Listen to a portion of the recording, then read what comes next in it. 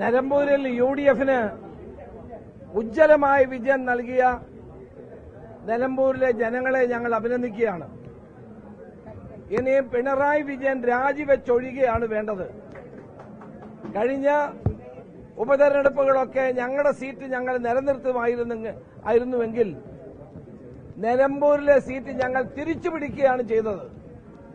കഴിഞ്ഞ 2 തവണയും LDF വിജയിച്ച സീറ്റായിരുന്നു നിലമ്പൂർ. ആ നിലമ്പൂർ സീറ്റാണ് ആര്യാട് ഷൌക്കത്ത് UDFന് വേണ്ടി തിരിച്ചുപിടിച്ചിട്ടുള്ളത്. ഇത് ശക്തമായ ഭരണവിരുദ്ധ വികാരം നിലമ്പൂരിൽ തുടക്കം മുതൽ തന്നെ ഞങ്ങൾക്ക് ബോധ്യമായ ഒരു കാര്യമാണ്.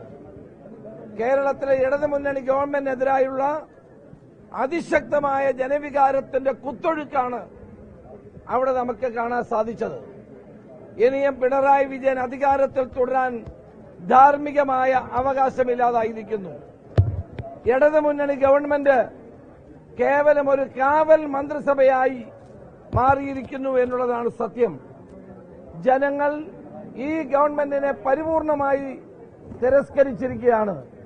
ഇത് 2026 നിയമസഭാ തെരഞ്ഞെടുപ്പിന് മുന്നോടിയായി നടന്ന തെരഞ്ഞെടുപ്പാണ്. ഇത് സെമിഫൈനലായിരുന്നു. ഈ സെമിഫൈനലിൽ UDF വിജയിച്ചു. ഫൈനലിലേക്ക് ഞങ്ങൾ വിജയത്തിലേക്ക് ഫൈനലിൽ കുതിക്കുമെന്ന കാര്യത്തിൽ സംശയമില്ല. ഇവിടെ കോൺഗ്രസിന്റെയും ലീഗിന്റെയും UDFന്റെയും മുഴുവൻ പ്രവർത്തകന്മാർക്ക് ഞാനൊരു ബിഗ് സല്യൂട്ട് നൽകുകയാണ്.